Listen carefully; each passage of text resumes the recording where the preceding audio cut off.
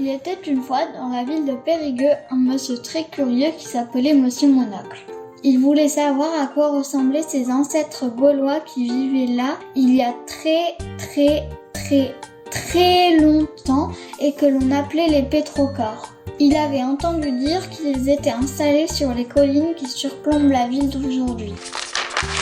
Il se dit, s'ils ont marché sur la colline, il doit bien y avoir leurs traces, il doit bien y avoir quelques objets oubliés, ou même peut-être leur maison. Si je regarde bien par terre, je vais retrouver ces traces et je pourrai savoir à quoi ils ressemblaient et ce qu'ils pouvaient faire toute la journée. Monsieur Monocle escalada la colline et arrivé en haut, il regardait par terre. Pas de traces de pas, pas de maison abandonnée, mais là, dans un champ cultivé par un fermier, il trouva toutes sortes d'objets, souvent cassés, qu'il ramassa. Il les mit dans son sac, les transporta dans son bureau, et là, il les regarda sous toutes les coutures, les dessina, les mesura. Cela dura des heures, des jours, et un matin, Monsieur Monocle s'écria « Ça y est, je sais à quoi ressemblait le Gaulois sur la colline !»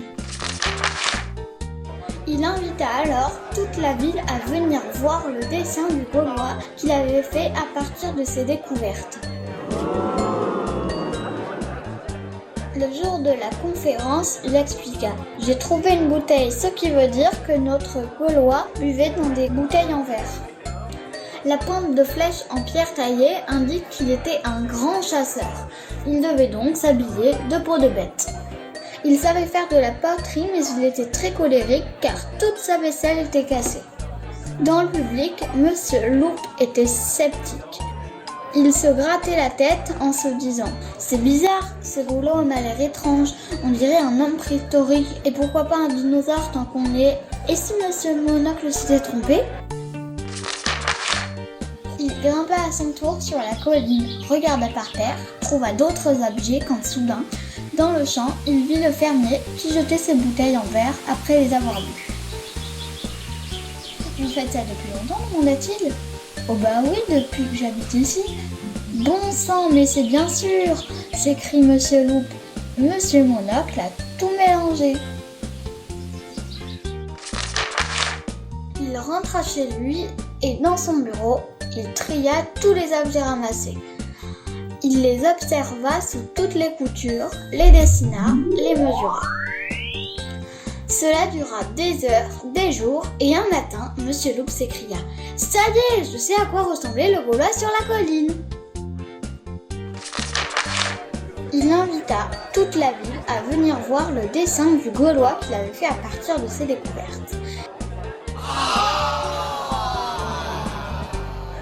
La pointe en silex, elle n'était pas au Gaulois, mais à un homme préhistorique.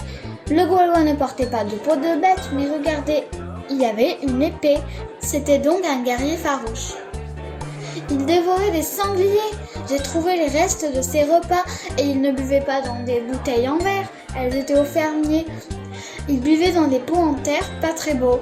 En gros, c'était un guerrier qui devait vivre caché dans la forêt, un gars qu'on n'a pas envie de croiser au coin de la rue.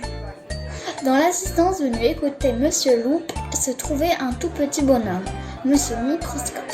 Il se demandait pourquoi ce Gaulois avait l'air si méchant et si sauvage. Il décida par conséquent de monter lui aussi sur la colline. Une fois arrivé au sommet, il regarda minutieusement par terre et trouva alors d'autres objets qu'il transporta dans son bureau. Il les regarda sous toutes les coutures, les dessina et les mesura. Cela dura des heures, des jours, et un matin, Monsieur Microscope s'écria « Ça y est, je crois savoir à quoi aurait pu ressembler un des Gaulois. » Il invita toute la ville à venir voir le dessin qu'il avait fait du Gaulois à partir de ses découvertes.